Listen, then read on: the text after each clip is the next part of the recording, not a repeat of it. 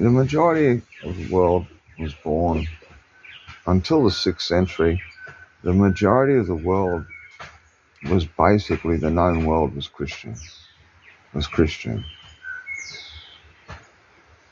And the only way to demolish that is through deception. It's very much like the Garden of Eden. What was used was, it became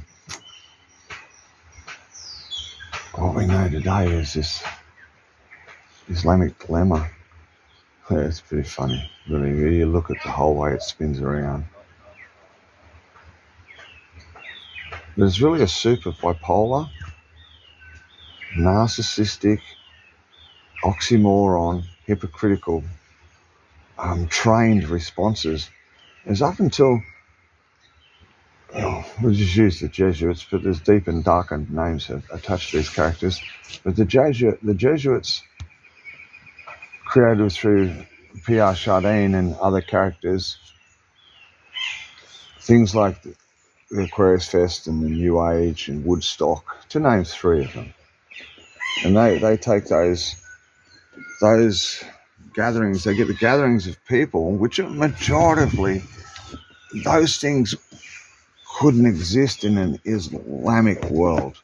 Those free will, those choices couldn't exist in an Islamic world. So it's basically Christian, because I've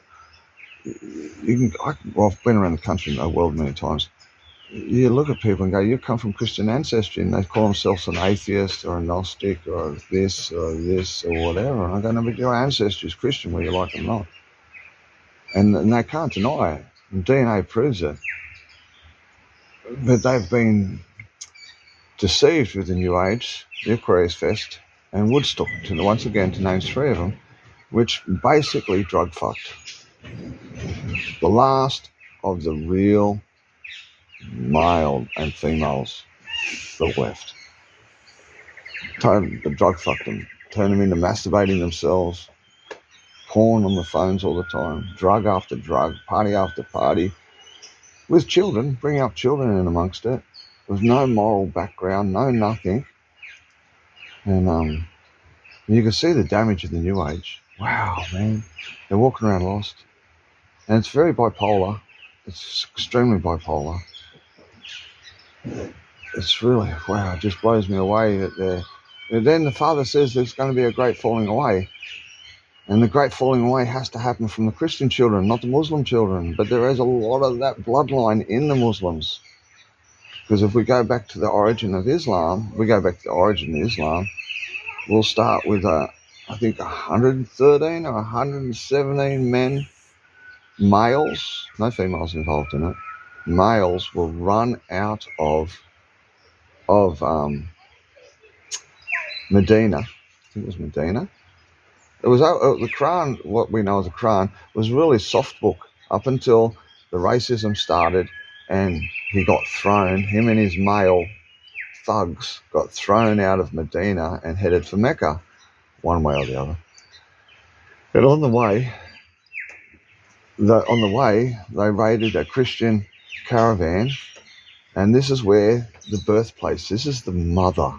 This is the birthing. This is the children, their ancestral bloodline of Islam started there by killing Christian caravans, slaving all their women, and any of the boys that didn't have puberty were kept and they had their balls cut off, eunuchs, balls cut off, and they were made slaves.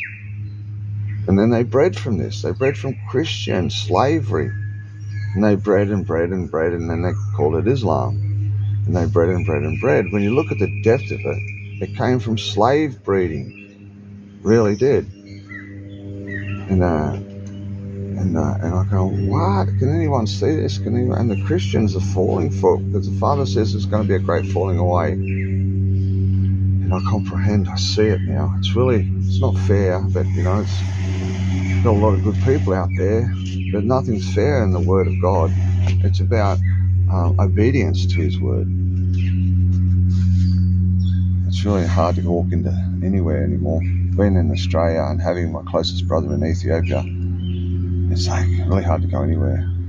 I got 2 young men that I got to keep clean of this world without choking them, making them think that I'm a bad guy, because I have no want or no, actually it's blasphemy if I teach them anything to do outside of what is New Age. What did these things like Woodstock do, the New Age, the Aquarius Fest do? Just go out to Nimbin, just go to Mullumbimby or Byron Bay, or it's really, really, go to any northern city, northern coast on any country, and you're going to find the same thing. Go to Tel Aviv. You know, it goes everywhere. It's disgust. It's unbelievable. It's bipolar.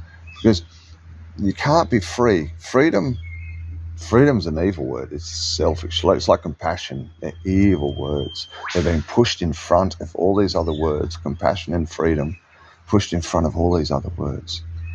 And I fascinate, and no one, very few hear it. When they hear me say it, they go, wow, you're right.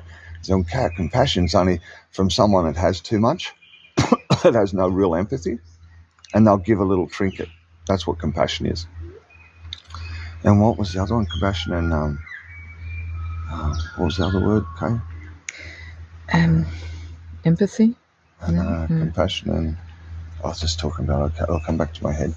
The evil words, compassion and freedom. Freedom. Because it's free has an Edom on it, and when you go to the scriptures, you'll find what Edom's all about. It's got Edom on it. And I'll work this out. And there's free is for everyone. Free should be everyone, should be achievable, like share. The word says the air is for everyone. It's something you can't tax, you can't pay for. It's something that's given to us, God-given right, like the aqua. It's a God-given right. And freedom, to be free, is a God-given right. But freedom is extremely selfish, New Age, Aquarius, fruitcake of drug parties and traveling all over the world thinking they're having some spiritual event or going to another party, another drug party. I just see them as evil words. Free should be for everyone. Freedom is an evil word. It's for selfish people that got money. Empathy is an awesome, profound word. This comes from experience. It comes from a life parable. But compassion, it's extremely evil. It's someone who's got too much, doesn't really care about the issues, but gives a trinket, like I said, a trinket to think that, to make it a tip. Yeah, that I'm doing something good. It's really, so bipolar. They want this, but they do that. They want this, they want to be out of war, but then they support all these violent regimes, and they go out there and they're part of it. And I'm going, oh my God. I went and lived in Germany for 3 years. I had a vision, clear vision. The father said, go to Germany. A young girl would take you to Germany, and you're going to see what happens. You're going to see Islam in its fullest. This is not immigration. So I went and lived in Germany for 3.5 years.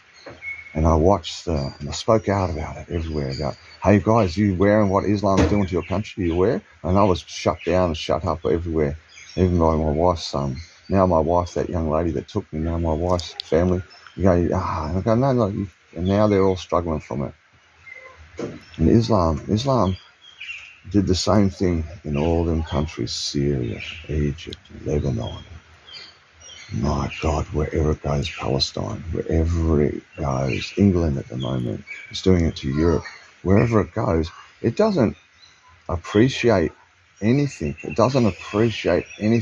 is designed to go there and smash, destroy, and then get a kick out of hurting people, get a kick out of hurting the women and wanting to have slave women. Oh my God, 70 prostitutes they get if they blow someone up. Oh my God, how sick is that? If they give their life, if they blow their own life up, they get 70 prostitutes. 70 virgins that didn't want to choose you. You know what I'm saying? They were chosen for you. That was a chosen bride. That's not love.